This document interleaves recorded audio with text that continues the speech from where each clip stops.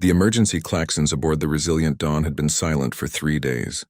Alexander Chen stood at the observation deck, watching the swirling nebula outside cast purple shadows across his weathered face.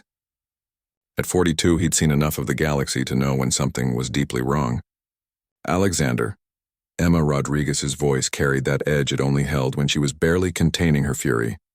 The diplomatic corps had trained her well, but 3 decades of friendship meant he could read every micro-expression. "We need to talk." He turned from the viewport. Emma's usually pristine uniform was rumpled, her dark hair escaping its regulation bun. In her hands, she clutched a data pad like it might spontaneously combust. "The Zephyrian delegation?" he asked, though he already knew. "Gone, vanished in the night cycle, but they left something behind."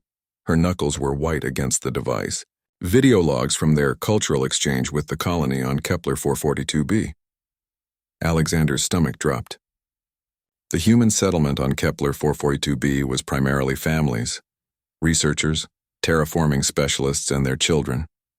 The first generation of true interstellar colonists, the Zephyrians had requested access to study human child-rearing practices, claiming academic interest in humanity's rapid expansion capabilities. Emma activated the holographic display. The image that materialized made Alexander's blood freeze.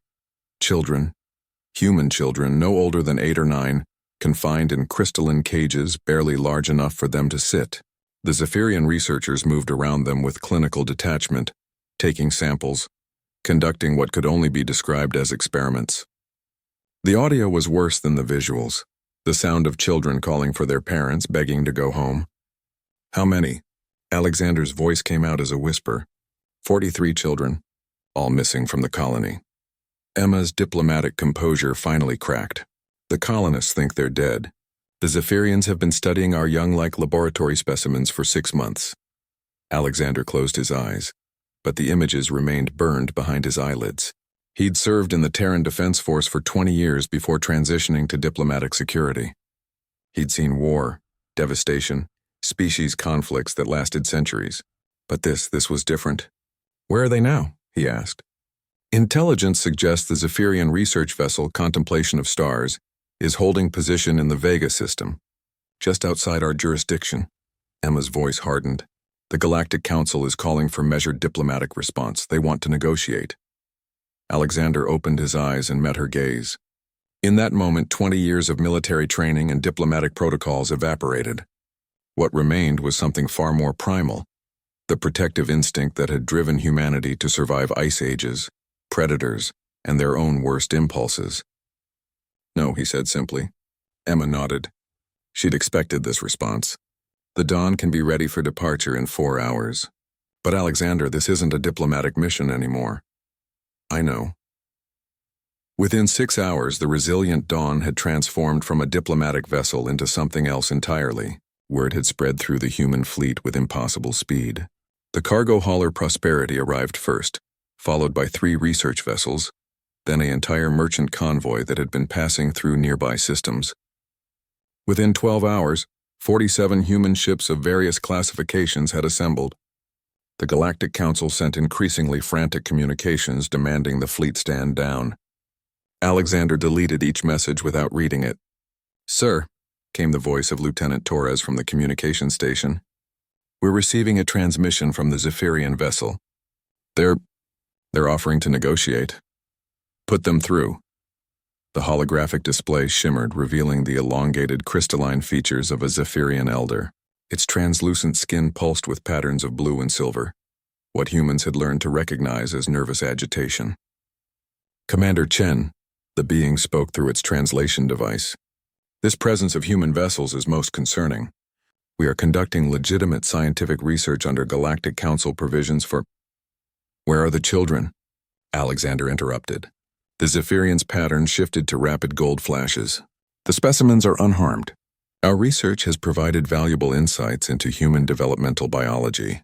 We are prepared to offer significant technological exchanges for—" Alexander cut the transmission. "All ships," he broadcast on the fleet frequency. "This is Alexander Chen of the Resilient Dawn. We didn't come here to negotiate.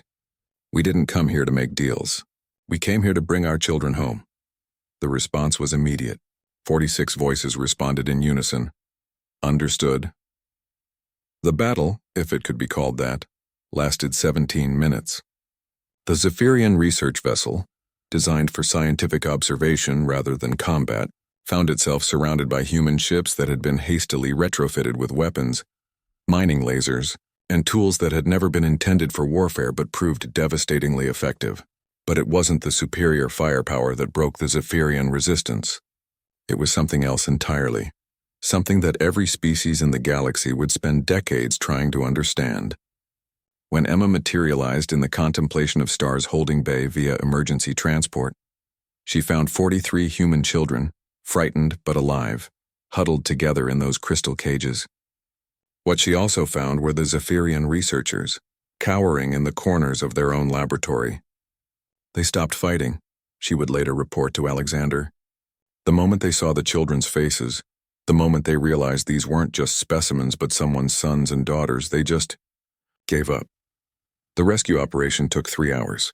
Every child was returned safely to the Fleet Medical Bay, where human doctors worked alongside volunteers from a dozen other species who had quietly joined the convoy. As the human fleet prepared for departure, Alexander received one final transmission from the Zephyrian vessel. "We did not understand." The elder's translated voice carried what sounded remarkably like shame.